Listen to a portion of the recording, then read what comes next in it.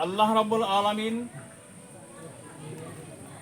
এই দুনিয়াতে মানুষকে সৃষ্টি করেছেন, আর এই দুনিয়া থেকে মানুষ আবার সব চলে যাবে। এক সময় একটা মানুষই এই দুনিয়াতে আর থাকবে না। যাবে কোথায় মানুষ? আবার এক এক করে সব কবর জগতে যেয়ে দ্বিতীয় আর একবার তাদের সমাবেশ হবে। সেই সমাবেশটার নাম আমরা সবাই জানি। কি হবে? সেই কিয়ামতের ময়দান, হাসরের ময়দান। এই ময়দানে আবার সমবেত হয়ে যাবে সবাই।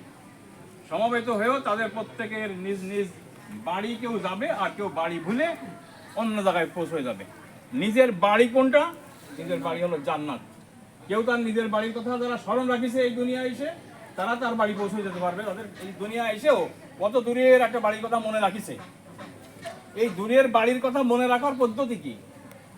ওই জায়গার সেই বাড়ির কথা মনে রাখার পদ্ধতি আল্লাহ রাসূল সাল্লাল্লাহু আলাইহি ওয়াসাল্লাম যেগুলো জীবন আদর্শ দিয়ে দিয়েছেন, আমাদের জীবন পদ্ধতি যা দিয়ে দিয়েছেন, এইগুলোই হচ্ছে সেই বাড়ি মনে রাখার একটা ব্যবস্থা। যারা আল্লাহ রসুলের দেওয়া জীবন পদ্ধতিকে ভুলে গেছে, তারা ওই বাড়ির কথা ভুলে গেছে, তারা আর সেই আসল জায়গায় আর পৌঁছতে পারবে না। কথা বোঝা গেছে না? আর একটা কথা মনে রাখবো, আমরা এই দুনিয়াতে বিভিন্ন দেশে যাই। যে দেশে যাই সেই দেশের মুদ্রা আমাদের ব্যাংকের থেকে হোক, যে জায়গা থেকে হোক, রেডি করে নিয়ে তারপরে পৌঁছতে আসে দেশে, তাই না? আমি যদি আমার দেশের মুদ্রা নিয়ে আমি সৌদি আরব যাই, ওই সৌদি আরবে কিন্তু আমার দেশের মুদ্রা চলবে না, একেবারে অচল বাদ। এই বাংলাদেশের মুদ্রা দিয়ে কিছুই কেনা বেচা করা যাবে না, ওই দেশের মুদ্রাই ওখানে চলবে। তা আমরা এমন একটা জগতে চলে যাব, আমার এক ভাই আজকে চলে গেল, বিগত দিনে আর একটা গেছে, আর সামনে আরো চলে যাব। আমরা সব চলে যাচ্ছি এমন এক জগতে, যে জগতের মুদ্রা ভিন্ন এক ধরনের।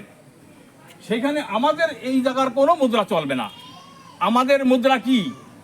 আমরা আমাদের জগতের মুদ্রা আমাদের পয়সা, টাকা পয়সা মনে করি, কিন্তু এই কবর জগতের মুদ্রা, হাসর জগতের মুদ্রা ভিন্ন।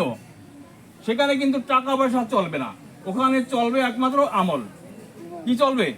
নেক আমল। এই নেক আমল নামক মুদ্রা এখানেই আখেরাতে আমাদের চলবে, কবরে চলবে, হাসরে চলবে, সব জায়গায় চলবে। যার কাছে এই মুদ্রা নাই, তার ওখানে ভোগান্তির শেষ নাই, কষ্টের শেষ নাই, দুঃখের শেষ নাই, শাস্তির শেষ নাই। তো আমাদের কবর জগতের যাত্রী আমরা সবাই হব। সেখানকার মুদ্রা এবার সেখানকার যা চলে সেইটা আমাদের এখান থেকে গোছায় নিতেই হবে। যদি না নিই তা আমাদের ভোগান্তির কিন্তু শেষ হবে না।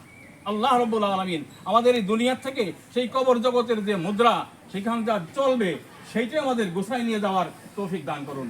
সেটা কি? সেটা হলো নেক আমল।